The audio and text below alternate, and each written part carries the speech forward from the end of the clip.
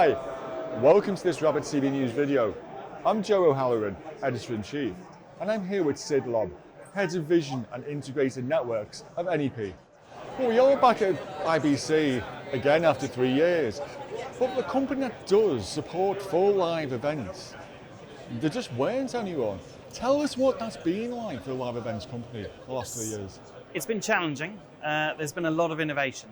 As you can imagine, when COVID first hit, live events disappeared, pretty much overnight, and certainly didn't come back for quite a long time. What we as a company did was just pivoted.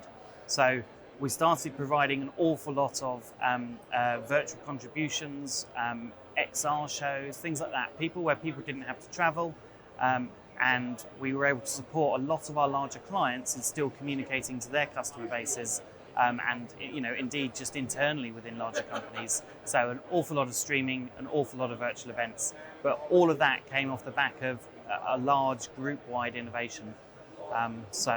There's been some challenges, but we are very much closer really as a company because of that.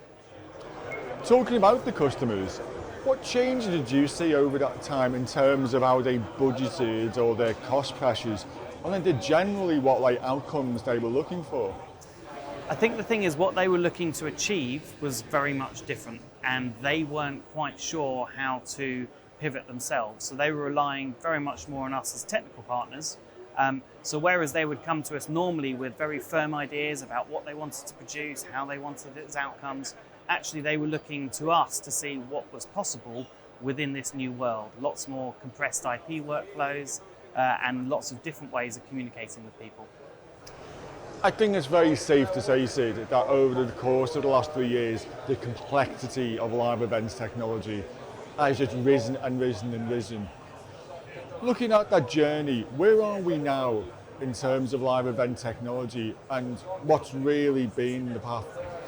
So we're actually on a real cusp of a technology change within live events.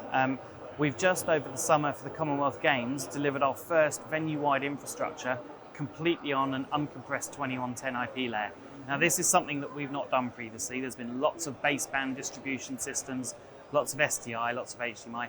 We've now started moving that to a complete IP layer, and we have, yes, there's complexity that has increased in that, but we've developed tools to abstract that away from the engineers. So we're keeping the level of simplicity of operation, but we're actually increasing functionality and scalability, and that's going really well so far. Talking about the Commonwealth Games, there were stories that the broadcasters had only a few days between the handover. What were the pain points? To be honest, a lot of the pain points for us was actually lead times within the industry. This is a problem that everyone is facing.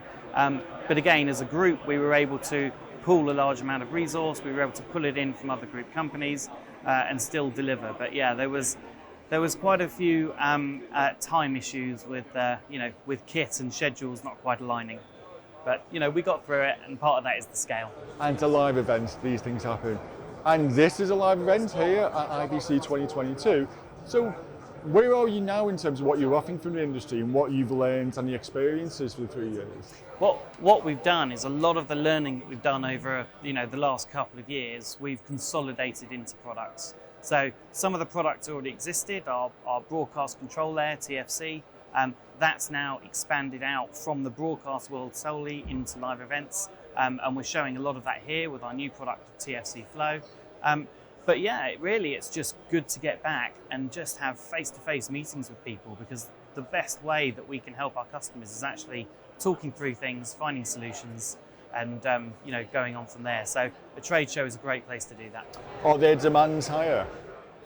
I think their expectations are higher for the same budgets. Certainly we're seeing that. But again, with the right tools, we can go some way to meeting those expectations.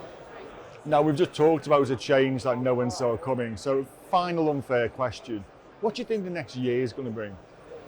I think the next year is going to bring the tools that we're developing now will just be a lot more mature, and they'll be used on a lot more of our events. That's probably the big change. We'll look forward to seeing that next year. Sid, thank you very much. Thank you very much.